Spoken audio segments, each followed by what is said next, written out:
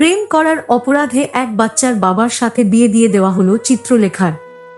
পাত্র অন্য কেউ নয় বরং তারই বড় চাচার বড় ছেলে নওয়াফ শিকদার, যার কিনা ৩ বছর বয়সী একটা ছেলেও আছে। চিত্রাকে এমন এক অপরাধের শাস্তি দেওয়া হয়েছে যেটা সে করেনি। এ কথা কেউ বিশ্বাস করলে তো? বহুবার বলার এবং বোঝানোর চেষ্টা করছে, সে বিনিময়ে অকথ্য গালাগাল আর অমানুষিক অত্যাচার ছাড়া কিছুই জুটেনি কপালে। মরার উপর খাঁড়ার ঘা হিসেবে এই কীর্তি শুনে হার্ট অ্যাটাক করে তার দাদু আরসালান শিকদার। নির্দোষ চিত্রাকেই বহন করতে হয় সেই অসুস্থতার দায়। বড্ড কনজারভেটিভ ফ্যামিলি তার। সন্তানের চেয়ে সম্মানের ভয়টা বড় তাদের কাছে। এই সম্মানে আঁচ পড়াই চিত্রা হয়ে উঠে তাদের চোখের বিষ। কলঙ্কিত নারী হিসেবে আখ্যা পায় সবার নিকট। তাই তো অষ্টাদশী চিত্রাকে সঁপে দেওয়া হয় তার থেকে দ্বিগুণ বয়সী এক পুরুষের কাছে। লোকমুখে বাঘ হিসেবে বিরাট খ্যাতি তার। গোটা রাজধানী জুড়ে বিদ্যমান তার সমালোচনা।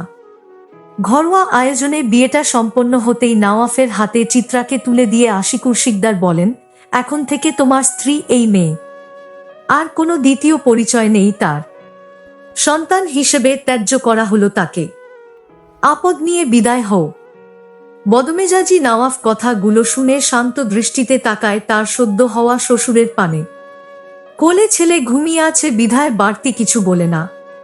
চাপা স্বরে হুঙ্কার ছেড়ে ধীর গলায় বলে, আপনার সন্তান ছিল বলে কথাগুলো হজম করে নিলাম। বর্তমানে সে আমার স্ত্রী, সুতরাং তার বিরুদ্ধে কথা বলার আগে শতবার ভাববেন, নয়তো আপনার গায়ে হাত উঠাতে একবারও ভাবব না আমি। ছেলের অসংলগ্ন আচরণ দেখে পেছন থেকে ধমকে উঠেন আশরাফ শিকদার। নওয়াফ তার কথা অমান্য করে খ্যাপাটে সুরে বলে, বিয়ে করে ছেলের দায়িত্ব পালন করেছি। এবার এই মহামারীকে নিজ বাসায় তুলে ধন্য করো আমায়। খবরদার আব্বা, যদি ওকে আমার ফ্ল্যাটে পাঠিয়েছ, কসম খোদার তোমার বাড়ি ডোনেশনে দিয়ে তবেই দম নিব আমি। মাইন্ড মাই ওয়ার্ডস।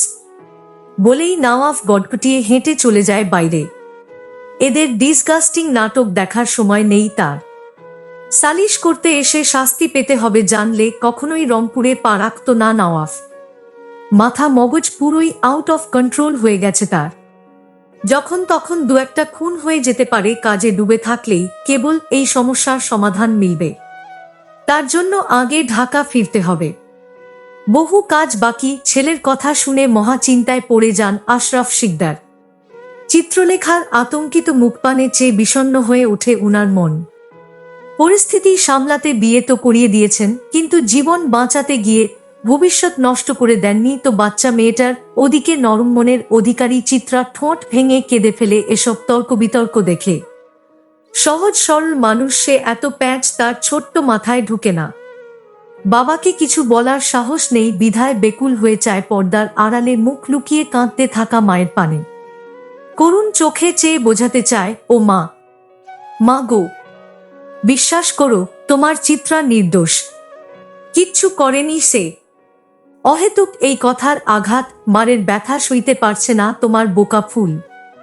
একবার বুকে টেনে নাও না তাকে, আদর দিয়ে ভুলিয়ে দাও সব ব্যথা। মেয়ের আকুল চাহনি দেখে তৎক্ষণাৎ সরে যান চৈতি বেগম।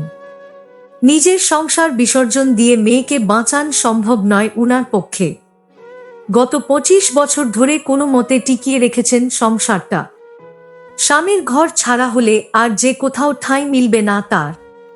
নিজেরও কোনো পরিচয় নেই, না তো আছে কোনো আয়ের উৎস। বুড়ো বয়সে কার বাড়ি ভিক্ষা করে খাবেন? তার চেয়েও বড় কথা, চিত্রা ভালো থাকবে ওখানে। নওয়াফ রাগী হলেও মনের দিক দিয়ে ভালো। তার বড় মেয়ের জামাই ছিল ছেলেটা, তাই তো ভরসা পাচ্ছেন একটু একটু। বড় মেয়েটার মুখে কখনো অভিমানের ছায়া পড়তে দেখেননি তিনি। আফসোস, পোড়াকপালির ভাগ্যে সহ্য হয়নি এত সুখ। মারাত্মক এক অ্যাক্সিডেন্টে মৃত্যু ঘটে তার। মাত্র 3 দিনের নবজাতক ছেলেকে রেখে পাড়ি জমায় পরপারে। প্রিয় স্ত্রীর মৃত্যুর শোকে কয় মাস পাগলেই ছিল নওয়াফ। এরপর হুট করে হয়ে উঠল রগজটা। এতক্ষণ বহু কষ্টে চুপচাপ দাঁড়িয়েছিলেন আশিকুর শিকদার, কিন্তু নওয়াফ বেরিয়ে যেতেই চিত্রার চুলের মুঠি ধরে তাকে টেনে হিঁচড়ে ধাক্কা মেরে ফেলে দেন বাড়ির বাইরে। মেয়েটা হুমড়ি খেয়ে পড়ে সিঁড়ির উপর। শরীরে তেমন একটা আঘাত না পেলেও নাকে ব্যথা পায়। গলগলিয়ে বেরিয়ে আসে রক্ত। পাড়া শুদ্ধ মানুষ মজা দেখে কিন্তু এগিয়ে আসে না। আশরাফ শিকদার হৈ হৈ করতে করতে এগিয়ে গিয়ে ধরেন ভাতিজিকে। চাপা গলায় ভাইকে ধমকে বলেন, পাগল হয়ে গেছিস? মেয়েটা মরে যাবে তো। আশিকুর শিকদার চিৎকার করে বলেন, মরে যাক ওই মেয়ে, ধ্বংস হোক তার সুখ, আজীবন কষ্ট পাক পরের ঘরে। যে মেয়ে বাপের সম্মান নিলামে তুলে তার বেঁচে থাকার অধিকার নেই। পৃথিবীর বোঝা এরা। বাবার বলা প্রত্যেকটা কথা কলিজা এফোঁড় ওফোঁড় করে দেয় চিত্রার। বোকা মেয়েটা হাভাতের মতো চেয়ে থাকে বাবার দিকে।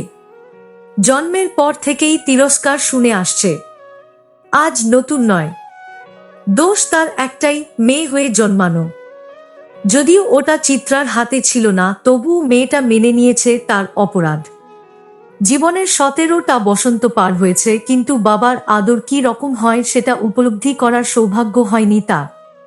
আজীবন এই ভালোবাসা পাওয়ার লোভে কত কিছু করল, কিন্তু দিন শেষে ওই বাবাই তাকে অভিশাপ দিতে পিছু হটল না। এবারে ভীষণ অভিমান হলো চিত্রার। তার কিশোরী মনে বাসা বাঁধল অদ্ভুত জেদ। এতক্ষণ সবাইকে বোঝাতে চাইলেও এবার হাল ছেড়ে দিল। বড় বাবার দিকে তাকিয়ে অসহায় গলায় বলল, তোমার বাসায় একটু জায়গা দেবে আমায়? সব কাজ করে দিয়ে মূল্য চুকিয়ে দিব না হয়। দিনে 2 বেলা খেতে দিলেই চলবে।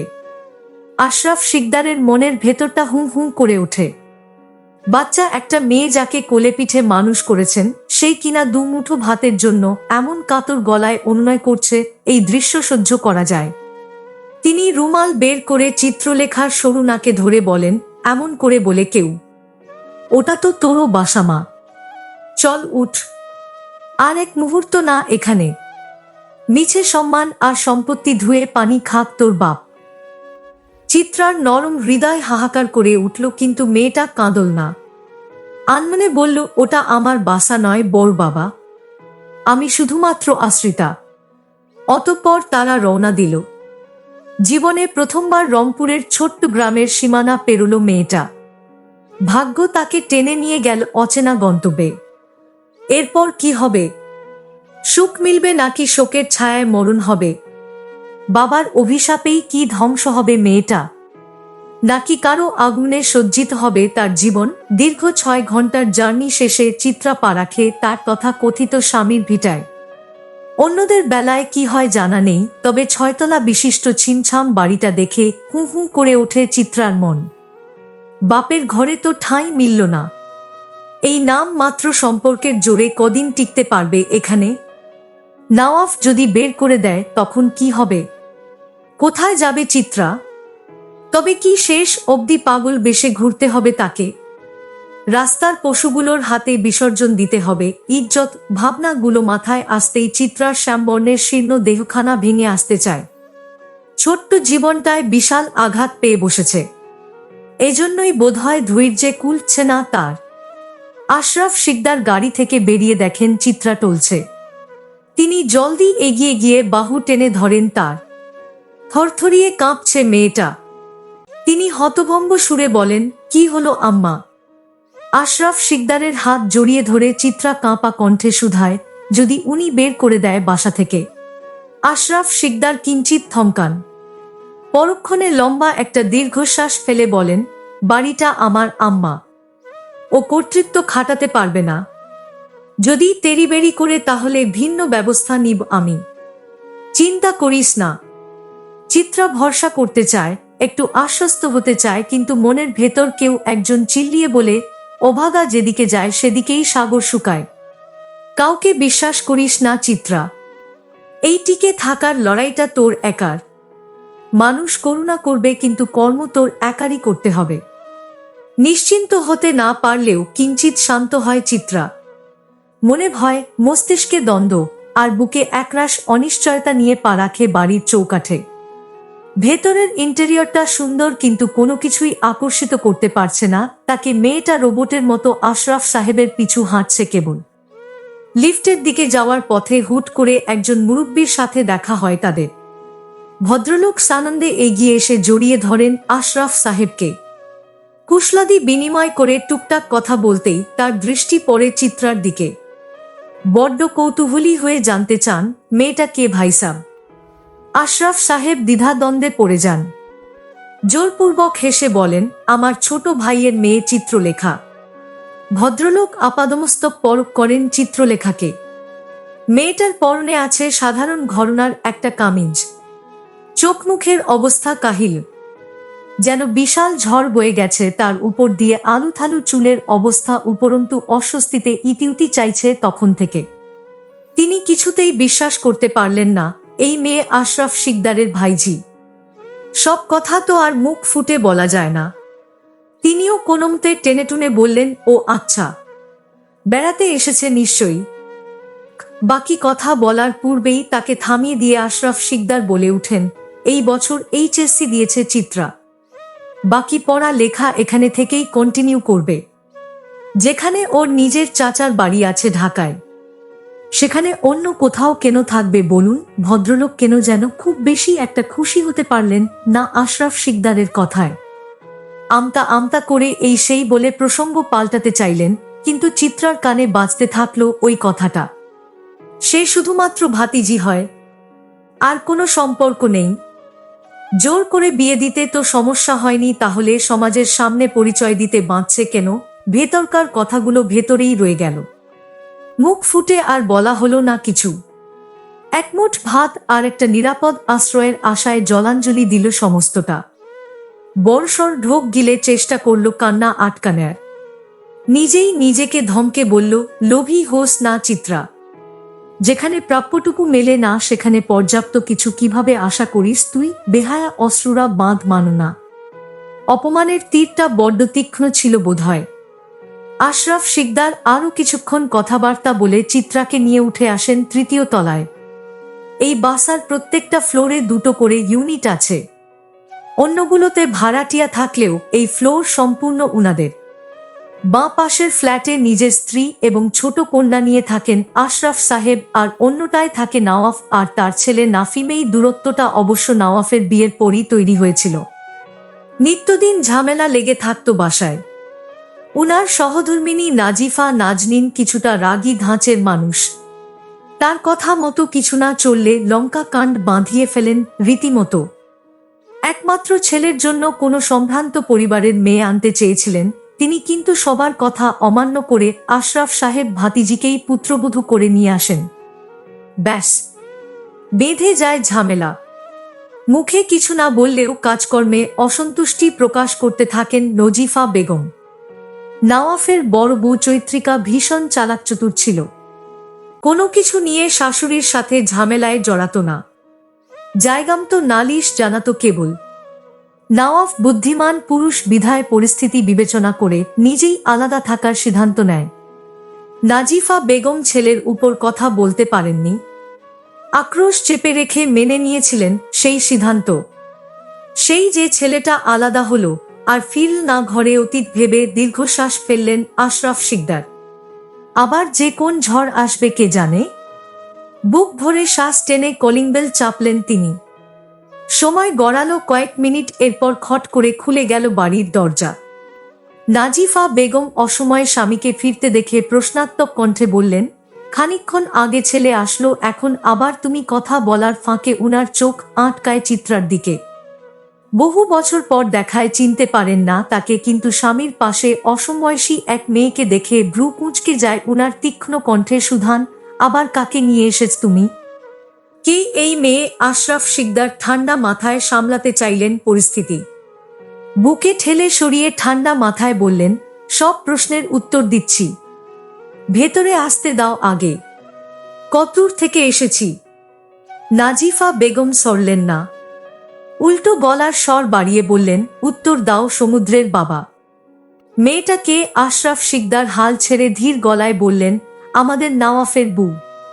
3 শব্দের উত্তর, অথচ নাজিফা বেগমের মনে হলো কেউ উনাকে 3 ফুট উঁচু থেকে ধরণীতে আছড়ে ফেলেছে। মিনিট কয়েক অপলক চোখেই চেয়ে থেকে হুঙ্কার দিয়ে উঠেন তিনি। এক থাবার স্বামীর বুকের পাঞ্জাবি খামচে ধরে রাগান্বিত গলায় বলেন, কি ছেলে খেলা শুরু করেছ তুমি? আবার কোন ধ্বংসবতীকে আনলা আমার ছেলের জীবনে? ওর সুখ সহ্য হয় না। তোমার আশরাফ শিকদার বুকে সামলানোর চেষ্টা করেন, কিন্তু পারেন আর কই। নাজিফা বেগম সমান্তালে চিৎকার করতে থাকেন। চিত্রা আতঙ্কিত দৃষ্টিতে দেখে পুরো দৃশ্যটুকু। মিনিট খানেক পেরোতেই খট করে খুলে যায় ডান দিকের ফ্ল্যাটের দরজা। ঘর ছেড়ে বেরিয়ে আসে অর্ধনগ্ন নওয়াফ, যার পরনে রয়েছে কেবল একটা লুঙ্গি। ওকে বেরোতে দেখে থেমে যান নাজিফা বেগম। নওয়াফ কারো তোয়াক্কা করে না, সোজা এসে শক্ত করে চেপে ধরে চিত্রার হাত। তাকে টানতে টানতে আশরাফ সাহেবের ফ্ল্যাটে নিয়ে যেতে যেতে চাপা স্বরে গর্জে উঠে বলে, ভেতরে এসো মামুনি। নাজিফা বেগমের কলিজা হাতে চলে আসে একদম। আশরাফ সাহেবও থমকে যান ছেলের কাজে। আর চিত্রা, সে তো ভ্রমের মধ্যে চলে যায়। যে ব্যক্তি ঠিকঠাক মতো কথা বলেনি কোনোদিন, সে কিনা সোজা হাত চেপে ধরেছে তার। এও কি হজম হওয়ার মতো বিষয়? চিত্রার ভ্রম কাটে শীঘ্রই। সকলে ড্রয়িং রুমে উপস্থিত হতেই নওয়াফ জল গম্ভীর স্বরে বলে, আমার বিয়ে করা স্ত্রী চিত্রা। যেভাবেই হোক সে জড়িয়ে গেছে আমার জীবনের সাথে। অস্বীকার করার উপায় নেই। আমি তার অভিভাবক আর সে আমার পরিচয় বহনকারী শিষ্য। কথাটুকু বলে দম ফেলে নওয়াফ বাকিরা থম মেরে চেয়ে আছে তার দিকে। চিত্রা নির্বেশ হয়ে যায় সমস্ত তাচ্ছিল্য। কি অদ্ভুত! এই সমাজে মানুষের চাইতেও নামধামের কদর বেশি। পরিচয়বিহীন মানুষ বুঝি মূল্যহীন। যার আপন কেউ নেই, তার দাম নেই এই সমাজে। তারা কি অবাঞ্ছিত নাকি অপ্রয়োজনীয়? চিত্রার পাংশুটে চেহারার পানে চেয়ে ভীষণ শক্ত গলায় বলে নওয়াফ, চিত্রলেখার সাথে সংসার করতে ইচ্ছুক নেই আমি। খুব দ্রুত এই সম্পর্কের ইতি টানতে চাই। সে যতদিন আমার পরিচয় বহন করবে ততদিন তার সমস্ত দায়িত্ব পালন করব। এরপর সে তার রাস্তায় আর আমি আমার। কথাটা বজ্রাঘাতের ন্যায় আঘাত হানে চিত্রার বুকে। মেয়েটা চমকে ওঠে, তাকায় নওয়াফের চোখের পানে। ভুলটা বোধহয় সেখানেই হয়। অসম্ভব সুন্দর চোখ দুটোতে লেপ্টে থাকা বিতৃষ্ণা দেখে মনটা বিষিয়ে যায় তার। ভেতরটা দুমড়ে মুচড়ে যায় একদম। সৃষ্টিকর্তা, কেন এত যন্ত্রণা লিখল তার কপালে? শুইতে পারছে না তো আর। ভেবেছিল আশ্রয়ের বিনিময়ে অপমান সয়ে নেওয়া কঠিন কিছু নয়, অথচ এখন মনে হচ্ছে অনাদার সইবার চেয়ে আত্মহত্যা করাই শ্রেয়। কোমল চিত্রা কি ভয়ঙ্কর বাস্তবতা উপলব্ধি করছে তা কেবল সেই জানে। মেয়েটার ছলছল আঁখি জোড়া বিন্দুমাত্র প্রভাবিত করতে পারল না সেই কঠিন পুরুষকে। সে বলে চলল, ডিভোর্স পেপার রেডি হতে মাস 6 সময় লাগবে। ততদিন তোমাদের দায়িত্বে থাকবে ও। যা প্রয়োজন তা আমি দেব। আশা করি কোনো সমস্যা হবে না এতে। এতক্ষণ নিশ্চুপে ছেলের কথা শুনছিলেন আশরাফ শিকদার, কিন্তু এবার আর চুপ থাকতে পারলেন না। সব সময় তো আর অন্যায় আবদার মেনে নেওয়া যায় না। কিছু সময় সন্তানের ভালোর জন্য তাদের মতের বিপরীতে যেতে হয়। ছেলের কথায় দ্বিমত পোষণ করে বলে উঠেন, এই বাসায় রাখলে আমার ভাতিজিকে রাখব। অন্যের বুকে রাখার কোনো ইচ্ছে নেই আমার। যার বউ তার মাথা ব্যথা। আমরা কেন শেল্টার দিব তাকে? কি দায় পড়েছে আমার? নওয়াফ ভ্রু কুঁচকে তাকায় বাবার পানে। এমনই মেজাজ তার গগনে, তার উপর বাবার আজাইরা কথা। জোরপূর্বক বিয়ে দেওয়ার বিষয়টা নিয়ে এখনো সিন ক্রিয়েট করেনি, কিন্তু এবার কিছু একটা হয়ে যাবে বোধহয়। হ্যাপাটে বাঘের ন্যায় ফুঁসতে ফুঁসতে নওয়াফ শুধায়, কি বলতে চাইছ তুমি? আশরাফ শিকদার সাবলীল গলায় বলেন, যদি চিত্রা এই বাসায় থাকে তবে তাকে ডিভোর্স দিতে পারবে না তুমি। যদি সংসার করার পর ওকে ছেড়ে দিতে চাও তাহলে আপত্তি নেই আমার, কিন্তু তোমার নামমাত্র বউকে আশ্রয় দিতে পারবো না আমি। রাগে চোয়াল শক্ত হয়ে আসে নওয়াফের। বৃদ্ধ বাবার সাথে বেয়াদবি করতে চায় না বিধায় হাত মুঠো করে রাগটা দমানোর চেষ্টা করে। দাঁতে দাঁত চেপে শুধায়, কেন পারবে না আশ্রয় দিতে? আশরাফ শিকদার বড্ড সাবলীল গলায় বলেন, তোমার কাঁধের বোঝা আমি কেন টান? বড় হয়েছ, বিজনেস করছ, বউ পালার সামর্থ্য আছে, নিজের একটা ফ্ল্যাট ও পেয়েছ। তাহলে কোন দুঃখে তোমার বউ রাখতে চাইছ আমাদের কাছে? কোনো ধরনের উটকো ঝামেলা পালতে ইচ্ছুক নই আমি। নওয়াফ পাল্টা কোনো উত্তর দেয় না। পুরুষত্বে আঘাত লেগেছে তার। তার সক্ষমতা নিয়ে প্রশ্ন তুলেছে তারই পিতা। রগজটা নওয়াফ কি আর মানতে পারে সেটা? সে রাগের চোটে চিত্রার হাত ধরে হনহনিয়ে বেরিয়ে যায় আশরাফ শিকদারের ফ্ল্যাট থেকে। ভেতরে ঢুকে শব্দ করে আটকে দেয় দরজা। নাজিফা বেগম আঁতকে উঠে বলেন, এ কি করলা তুমি? আশরাফ সাহেব ধপ করে সোফায় বসে বললেন, তোমার ছেলেকে একটা বউ উপহার দিলাম। অসময়ে স্বামীর এমন নাটকীয়তা মানতে পারলেন না নাজিফা বেগম। বকতে লাগলেন তাকে। এত কিছুর মাঝে কেউ দেখল না এই তর্ক বিতর্ক ঠিক কতখানি ক্ষতবিক্ষত করল ওই সাদাসিধে মেয়েটাকে। কেউ জানল না এক একটা তুচ্ছতাচ্ছিল্য কি পরিমাণ কষ্ট দিল তাকে।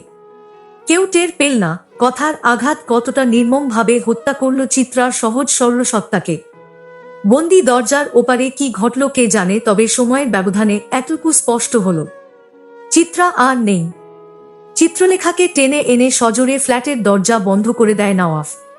বিকট শব্দে কিঞ্চিত কেঁপে উঠে চিত্রা।